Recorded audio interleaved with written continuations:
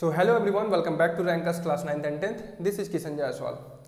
तो इस वीडियो में हम लोग बात करेंगे कि how to complete your syllabus in 3 months. Last 3 महीनों में अपने सिलेबस को कैसे कंप्लीट करें। आई होप 3 टाइप्स के बच्चे होंगे हमारे पास। एक ऐसा बच्चा होगा जिसने अपना सिलेबस कंप्लीट कर चुका होगा, मतलब उसने अपनी पढ़ाई कंप्लीट कर ली है और उसने अपना रिवीजन स्टार्ट कर दिया है। दूसरा बच्चा ऐसा होगा जो अभी अपनी पढ़ाई को कंटिन्यू किया होगा, शुरू किया होगा, कुछ मिड में होगा, ठीक है। और तीसरे बच्चे ऐसे होंगे जिसने अभी तक कुछ भी नहीं किया है और बस वो अभी तक स्टार्ट करने वाला है, लेकिन उसको समझ में नहीं आ रहा है कि किस तरह से चीज़ों को स्टार्ट करे, क्या प्लान करे, क्या प्लानिंग होनी चाहिए, डे का क्या शेड्यूल होना चाहिए, किस तरह से वो प्लान करे कि उसका सिलेबस भी कंप्लीट हो, रिवीजन भी साथ साथ चले और बाद में वो प्रैक्टिस पेपर को भी टाइम दे पाए। तो इन सभी चीज़ों के बारे में हम लोग बात करेंगे और डिटेल में बात करेंगे किस सब्जेक्ट को कितना टाइम देना चाहिए, क्या हमारे लिए इंपॉर्टेंट है, कब हमें अपना रिवीजन करना चाहिए और क्या हमारा दिन का शेड्यूल होगा। तो यार देखो, अपने पास अक्टूबर है ये, ठीक है। अक्टूबर है, मतलब अक्टूबर पूरा अभी बचा हुआ है। नवंबर, दिसंबर, जनवरी, 4 महीने मैक्सिमम मानते हैं, फिर भी हम अपने आप को 3 मंथ्स का लेकर चलते हैं। Suppose we have 3 months only, ठीक। 3 महीने का पूरी स्ट्रेटजी बनाएंगे किस तरह से अपने सिलेबस को कैसे कवर करना है। तो हमारे पास कुल 5 सब्जेक्ट हैं, math, physics, science, SST, Hindi and English. अब ये बात आप लोग जान लीजिए कि अगर आप छोड़ते हैं हिंदी और इंग्लिश को, इसको नहीं पढ़ते हैं, तो आपका जो परसेंटेज है वो डाउन हो जाएगा। अगर आप सब चीज़ों को टाइम देंगे तभी आपका 95% स्कोर हो पाएगा। बेसिकली हमारा फोकस है कि किस तरह से हम 95% अचीव करें। हमें देखिए, अगर 10th का सिलेबस इतना हार्ड नहीं होता है कि हम 70 या 60% नहीं पास कर पाए या फिर पास ना हो पाए। पास होना बहुत बड़ी बात नहीं है, बहुत आसानी से पास किया जा सकता है। लेकिन हमें टॉप कैसे करना है, हमें अच्छे परसेंट कैसे स्कोर करने हैं। तो 95% करने के लिए आपके पास एक प्लानिंग होनी चाहिए। प्री प्लानिंग आपको करनी पड़ेगी, स्ट्रेटजी बनानी पड़ेगी किस तरह से आपको सिलेबस कवर करना है, आपको उसमें रिवीजन भी करना है पर डे, और साथ ही साथ आपको लास्ट में पेपर भी सॉल्व करने हैं। लगभग 10 या 9 या 10 सैम्पल पेपर आप सॉल्व करेंगे, तब आपको रियलाइज होगा किस तरह से मैं पेपर में अपने आप पेपर को अटेम्प्ट कर पाऊंगा। 3 घंटे में कैसे पूरा पेपर अटेम्प्ट किया जाता है, क्या क्या मुझसे गलतियाँ हो रही हैं। प्री बोर्ड के पहले आपको ये सब चीज़ें करनी है, ठीक है। तो हम लोग बात करेंगे किस तरह से हमें अपने लेक्चर्स देखने हैं, किस तरह से अपना रिवीजन करना है, किस तरह से प्रैक्टिस करने हैं। तो अलग अलग सब्जेक्ट की बात करेंगे पहला मैथ्स की। तो पहली बात तो मैं आप लोगों को बता देता हूँ कि दिन में आपको लगभग 3 घंटे मैथ्स को देने हैं, 3 घंटे साइंस को देने हैं और 1 घंटा इनको देना है और प्लस 1 घंटा रिवीजन। मतलब अपने पास 10 आवर अप्रॉक्स स्टडी को देने हैं। क्लास 10th में हो आप तो 10 आवर अपने आप को स्टडी को देने हैं, 6 to 8 आवर आपको अपने स्लीपिंग टाइम को देने हैं और बाकी चीज़ें आप मैनेज कर सकते हैं, ठीक है। आपका खेलना कूदना, टीवी देखना, सब चीज़ें होती रहेंगी, लेकिन इसमें ज़्यादा फोकस नहीं करना है। अपने को पढ़ाई पे ज़्यादा फोकस करना है, क्योंकि लास्ट 3 मंथ्स में आप बहुत कुछ कर सकते हैं। अगर आपने अभी तक कुछ भी नहीं किया है तो आप बहुत कुछ कर सकते हैं और अच्छा स्कोर कर सकते हैं। तो अब बात करते हैं मैथमेटिक्स की।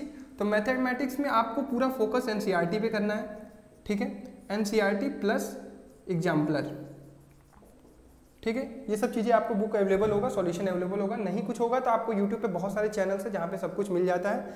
तो आप लोग ये मत सोचिएगा अगर आप किसी कोचिंग को ज्वाइन नहीं किए हैं तो आप कुछ नहीं कर पाएंगे। देखिए, आज के ज़माने में यूट्यूब पे सब कुछ अवेलेबल है, तो आप सर्च कीजिए, आपको सब कुछ मिलेगा, ठीक है। अब मैथ को आपको 3 आवर्स देने हैं और ये 3 आवर कैसे देने हैं, 1 आवर आपको लेक्चर देखना है और 2 आवर आपको प्रैक्टिस करना है, ठीक है। Lecture plus practice. आप अभी स्टार्ट कर रहे हैं तो आपको पता होना चाहिए कि सिलेबस क्या है, ठीक है। उसी के अकॉर्डिंग अपनी पढ़ाई करिए। 3 घंटे आप जब भी दे रहे हैं उसमें 1 आवर आप अपना लेक्चर देखिए, नोट मेकिंग करिए। नोट मेकिंग को आप लोग को ध्यान रखना है कि नोट आपको डेली बनाना है। अगर आप नोट नहीं बनाते हैं तो बाद में रिवाइज करने में आपको प्रॉब्लम होगी, ठीक है। ये बात हो गई मैथ्स की। 1 आवर आपको स्टडी करनी है, लेक्चर देखना है और 2 आवर प्रैक्टिस करना है। मैथ देखिए टोटली डिपेंडेंट है आपके प्रैक्टिस पे। जितना ज़्यादा से ज़्यादा आप क्वेश्चन सॉल्व करेंगे उतनी ही चीज़ें आपको क्लियर होंगी। बात करते हैं साइंस में। इसमें होता है फिजिक्स, केमिस्ट्री और बायोलॉजी, ठीक है।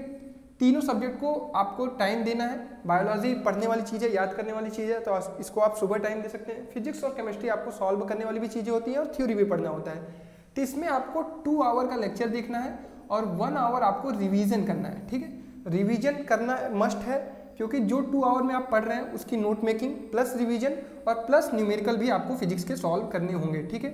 फिजिक्स के न्यूमेरिकल सॉल्व करने हैं आपको, प्लस 2 आवर आपको स्टडी करनी है, अपना लेक्चर देखना है और प्लस 1 आवर उसका रिवीजन करना है। उसमें आप न्यूमेरिकल सॉल्व करेंगे और लेक्चर देखते देखने आपको नोट्स जरूर बनाना है, ठीक है। ये बात हो गया मैथ का और ये बात होगी साइंस की। अब आते हैं SST पे। ठीक है। तीनों पांचों सब्जेक्ट की मैं बात करूंगा, जिससे आपको ये क्लियर ना, आपको ये ना लगे कि मैं बस मैथ और साइंस के लिए फोकस कर रहा हूँ, क्योंकि देखो पेपर तो 100 नंबर का सब चीज़ होगा, ठीक है। तो परसेंट तो सबके पास से आने वाले हैं, तो हमें सबको पढ़ना है, ठीक। अब बात करते हैं SST। इसमें 4 सब्जेक्ट है अपने पास, political science, economics, geography and history. Political science, economics and geography बहुत छोटे छोटे चैप्टर होते हैं, तो इसको आप बहुत कम टाइम देंगे तभी आपका कवर हो जाएगा। 2-2 ढाई घंटे में आपका एक चैप्टर कंप्लीट हो जाएगा।